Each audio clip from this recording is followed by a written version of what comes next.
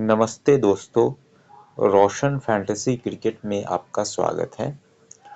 दोस्तों, भारत और इंग्लैंड के बीच में जो 5 टी20 मैचेस थे, भारत ने इस टी20 सीरीज को 4-1 से जीता और अब भारत और इंग्लैंड के बीच में 3 वनडे इंटरनेशनल मैचेस होने वाले हैं।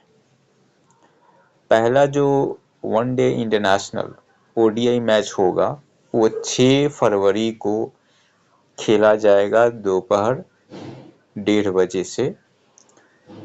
ये मैच नागपुर में खेला जाएगा।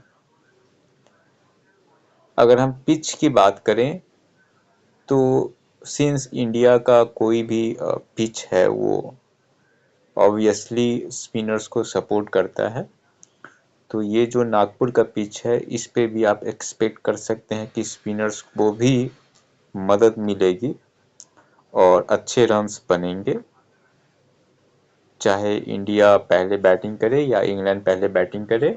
अच्छे रन्स आप देख सकते हैं इस मैच में और बॉलर्स को भी मदद मिलेगा, फास्टर्स को भी विकेट मिलेंगे और खासकर अगर दूसरी इनिंग में जो टीम बैटिंग करेगी तो दूसरी इनिंग में स्पेशली स्पिनर्स को काफ़ी मदद मिलने वाला है।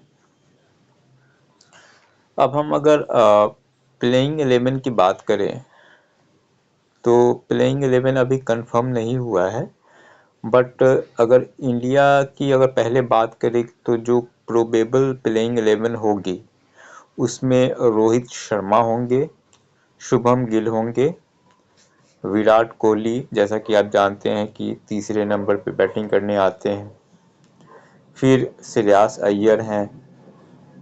विकेट कीपिंग सेक्शन में या तो ऋषभ पंत होंगे या फिर लोकेश राहुल होंगे।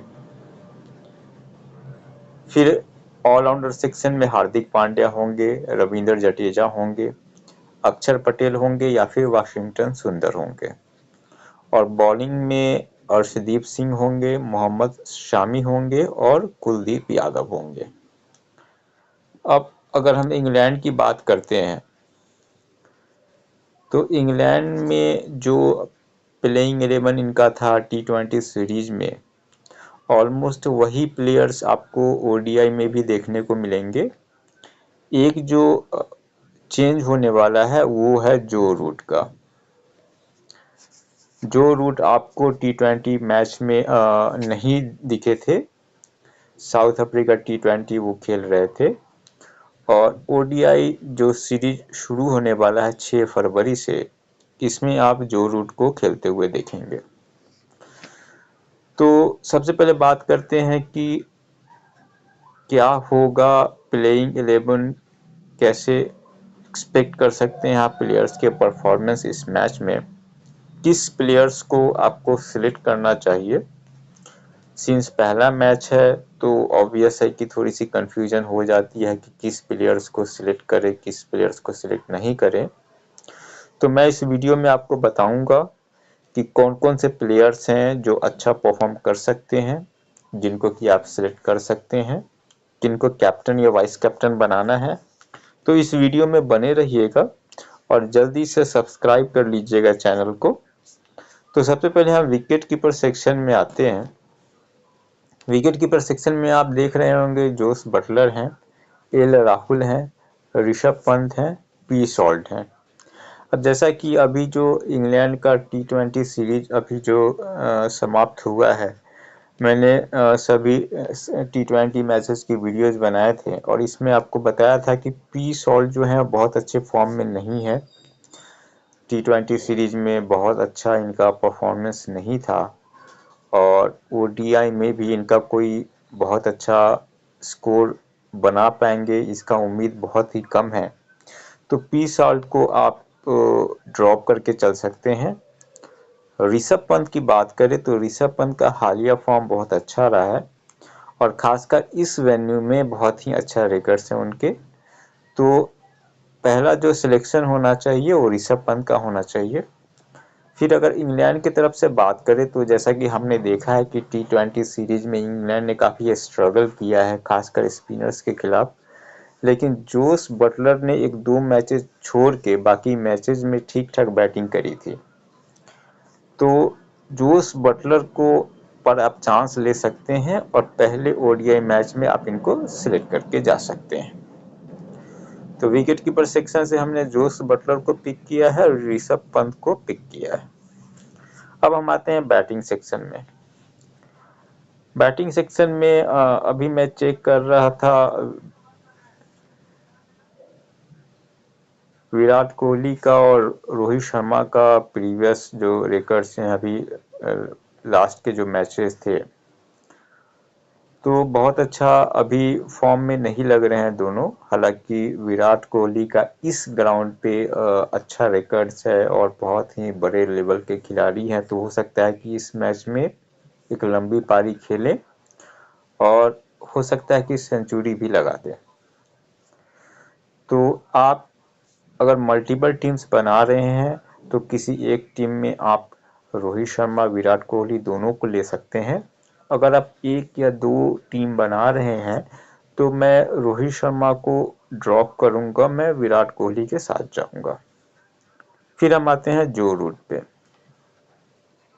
जो Root one of the best जो है बैट्समैन है इंग्लैंड के और बहुत अच्छा खेलते हैं ओडीआई क्रिकेट। अभी हमने इनका फॉर्म देखा है AC20 में, तो काफ़ी अच्छा रन बना रहे थे, विकेट्स भी ले रहे थे, तो मस्ट पिक हैं और जो रूट को आप सिलेक्ट करके जा सकते हैं। फिर हम आते हैं शुभम गिल पे। शुभम गिल का भी हालिया जो फॉर्म है काफ़ी अच्छा था और अगर इंडिया खासकर पहले बैटिंग करती है या फिर बाद में भी बैटिंग करती है, मैटर नहीं करता है, तो अच्छे और लंबी पारी की उम्मीद आप शुभम गिल से कर सकते हैं। ओपनिंग करने आएंगे रोहित शर्मा के साथ, तो अगर आप रोहित शर्मा को नहीं ले रहे हैं तो आप शुभम गिल को लेकर के जा सकते हैं।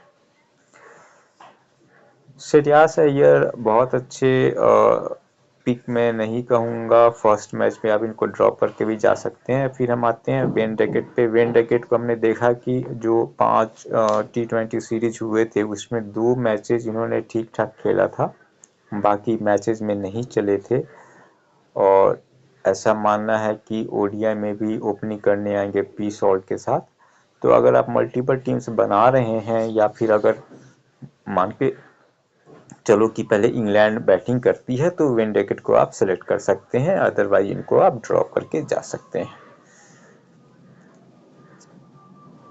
तो अभी फिलहाल हम बैट्समैन सेक्शन में विराट कोहली को ले रहे हैं, जो रूट को ले रहे हैं और शुभम गिल को ले रहे हैं। अब हम आते हैं ऑलराउंडर सेक्शन में। ऑलराउंडर सेक्शन में जैसा कि आप जानते हैं कि हार्दिक पांड्या जो है बहुत ही अच्छे फॉर्म में थे T20 सीरीज में, तो मस्ट पिक हैं और इनको आप सिलेक्ट करके इस फर्स्ट ओडीआई मैच में भी जा सकते हैं, रन भी बना सकते हैं और विकेट भी ले सकते हैं। वहीं बात करते हैं रविंद्र जडेजा की। तो रविंद्र जडेजा, जैसा कि हम जानते हैं कि जो इंग्लैंड है वो स्पिनर्स को खेलने में काफ़ी अभी प्रॉब्लम उनको हो रहा है, विकेट्स दे रहे हैं। तो इस मैच में भी खासकर अगर इंडिया सेकंड में बैटिंग बॉलिंग करने आती है तो रविंद्र जडेजा को आप सेलेक्ट करके जा सकते हैं। हो सकता है कि स्पिनर्स जो हैं इंग्लैंड को सेकंड इनिंग में ऑल आउट कर दे और उसमें से 2-3 विकेट रविंद्र जडेजा के पास आ जाए, तो रविंद्र जडेजा को भी आप सिलेक्ट करके जा सकते हैं। फिर हम आते हैं लियांग लिविंगस्टन और जेमी ओवर्टन। जैसा कि हमने देखा है अभी T20 सीरीज में लियान लिविंगस्टन और जेमी ओवर्टन दोनों खेल रहे थे। लियान लिविंगस्टन का बहुत अच्छा परफॉर्मेंस नहीं था, लेकिन जेमी ओवर्टन जो है वो ऑलमोस्ट हर T20 मैच में 2-3 या 1 विकेट लेकर के जा रहे थे। तो मुझे लगता है कि फर्स्ट ओडीआई में जेमी ओवर्टन को चांस मिलना चाहिए इंस्टीड ऑफ लियान लिविंगस्टोन। तो आप जेमी ओवर्टन को सिलेक्ट करके जा सकते हैं क्योंकि 50 ओवर का मैच है, इनको बैटिंग का भी मौका मिलेगा, बैटिंग से भी रन बना सकते हैं और बॉलिंग करके भी विकेट ले सकते हैं। फिर हम आते हैं बॉलिंग सेक्शन में। बॉलिंग सेक्शन में यहाँ पे मैं एक चीज़ बता दूं कि जो कुलदीप यादव हैं बहुत ही इम्पोर्टेंट प्लेयर होने वाले हैं, तो इनको आप किसी भी मैच में निश्चित रूप से पिक कीजिएगा। फिर अगर हम इंग्लैंड की तरफ से जाते हैं, तो अगर इंग्लैंड खास करके अगर सेकंड में बॉलिंग करने आती है तो स्पिनर के रूप में आप आदिल रशीद को सिलेक्ट कर सकते हैं। अगर इंग्लैंड पहले बॉलिंग करती है तो इंग्लैंड के पेसर्स जैसे जोफ्रा आर्चर और ब्राइडन कार्स को आप लेकर के जा सकते हैं। हो सकता है कि इंग्लैंड पहले बॉलिंग करने आए और जोफ्रा आर्चर और ब्राइडन कार्स जो हैं वो पावर प्ले के अंदर इंडिया के 2-3 विकेट्स शुरू के 2-3 ओवर में ले लें। तो अगर इंग्लैंड पहले बॉलिंग करती है तो आप जोफ्रा आर्चर और ब्रैंडन कार्स को लेकर के जा सकते हैं। अगर इंग्लैंड बाद में बॉलिंग करती है तो आप आदिल रशीद को सिलेक्ट कर सकते हैं।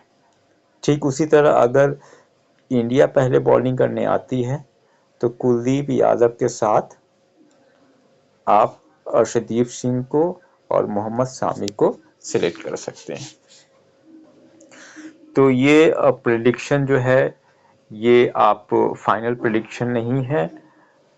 प्लेइंग 11 अनाउंस होने के बाद जब प्लेयर्स डिसाइड हो जाएंगे तो इसमें आप 1-2 चेंजेस कर सकते हैं। बाकी मैं कोशिश करूंगा कि एक और वीडियो बनाऊं कुछ नए अपडेट्स के साथ। अगर आपको ये वीडियो पसंद आया है तो लाइक ज़रूर कीजिएगा, कमेंट कीजिएगा, चैनल को सब्सक्राइब कीजिएगा। अगले वीडियो में फिर आपसे बात होगी। Thank you so much. Bye bye.